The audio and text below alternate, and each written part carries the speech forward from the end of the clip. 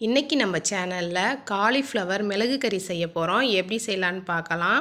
நான் ஸ்டவ் பற்ற வச்சு கொஞ்சம் தண்ணி கடாயில் வச்சு தண்ணி சூடானோன்னே காலிஃப்ளவரை கட் பண்ணி வச்ச காலிஃப்ளவரை நான் அதில் போட்டுக்கிறேன். 1/2 ஸ்பூன் மஞ்சத்தூள், கொஞ்சம் உப்பு விட்டு அது ஒரு கொதி வர வரைக்கும் வேகட்டும்.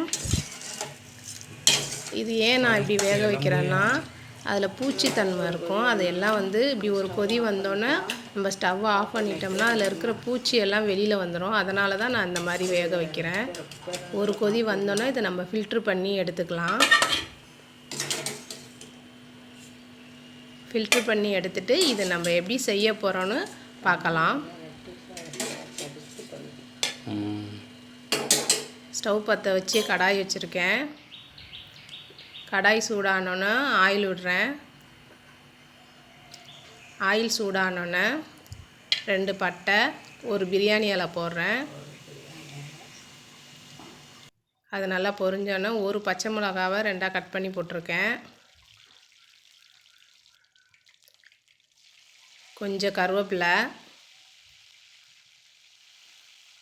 இது எல்லாம் பொரிஞ்சோன்னே ஒரு பெரிய வெங்காயம் கட் பண்ணி வச்சுருந்தேன், அதையும் போட்டுக்கிறேன். இந்த எண்ணெயிலே இந்த பெரிய வெங்காயத்தை நல்லா வதக்கிக்கலாம். வெங்காயம் நல்லா வதங்கணும்.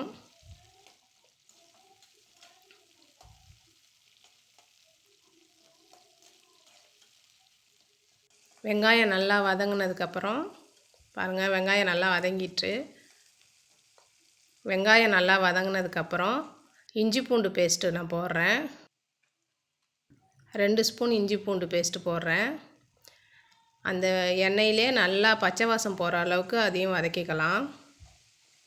பெரிய காலிஃப்ளவராக இருந்தால் 2 ஸ்பூன் போட்டுக்கோங்க. சின்ன காலிஃப்ளவர்னால் 1 ஸ்பூன் இஞ்சி பூண்டு பேஸ்ட்டு போட்டால் போதும். அந்த பச்சை வாசம் எல்லாம் நல்லா போனதுக்கப்புறம் நல்லா வதங்கிருச்சு.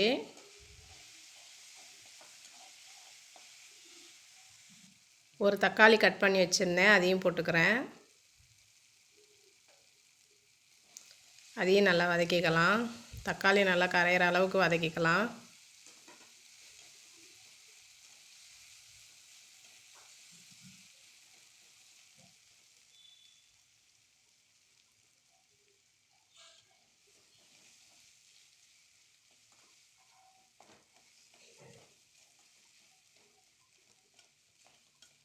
அடி பிடிக்காமல் பரட்டி நம்ம விட்டுக்கணும். நல்லா வதங்கினதுக்கப்புறம் நம்ம ரெடி பண்ணி வச்ச காலிஃப்ளவரை அதில் போட்டுக்கலாம்.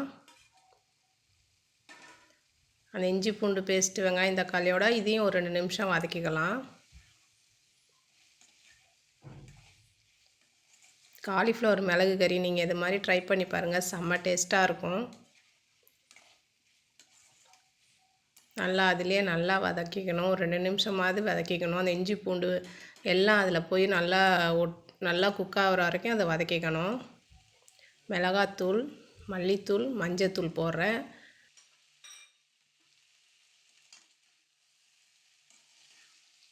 மிளகாத்தூள் 1/2 ஸ்பூன், மல்லித்தூள் 1/2 ஸ்பூன், மஞ்சத்தூள் 1/2 ஸ்பூன் போட்டிருக்கேன்.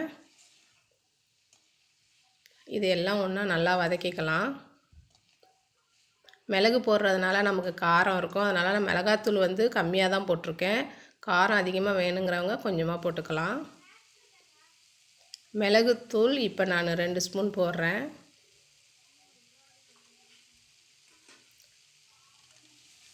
மிளகுத்தூள் நிறையா பிடிக்காதவங்க கொஞ்சமாக 1 ஸ்பூன் கூட போட்டுக்கலாம்.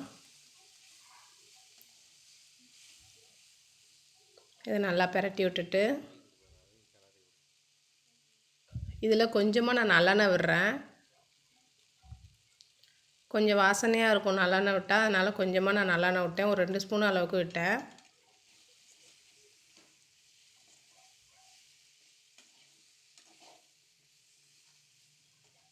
பரட்டி விட்டுட்டு இது வேகிறதுக்கு நம்ம கொஞ்சமாக தண்ணி விட்டுக்கலாம்.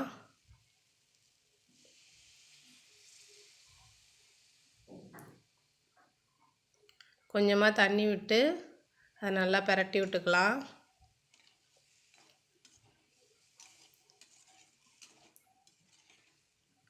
இந்த தண்ணியிலே அது நல்லா வெந்து வந்துடும். நமக்கு கொஞ்சம் மிளகு கறி பெரட்டினாப்பில் தான் இருக்கணும். அதனால தான் நான் கொஞ்சமாக தண்ணி விட்டு நான் வேக வைக்கிறேன். கிரேவியாக வேணுங்கிறவங்க இன்னும் கொஞ்சம் கூட நீங்கள் தண்ணி விட்டுக்கலாம்.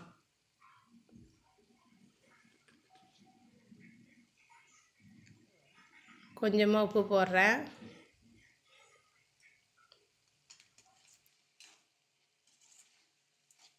உப்பு போட்டு பரட்டி விட்றேன். இப்போ இது வேகட்டும். பாருங்கள், நல்லா கிரேவியாக வெந்து வருது. இது ஒரு மூடி போட்டு ஒரு 2 நிமிஷம் நம்ம வேக வைக்கலாம். இப்போ மூடி எடுத்துட்டோம். மிளகு கறி ரெடி ஆயிடுச்சு பாருங்கள். காலிஃப்ளவர் மிளகு கறி ரெடி.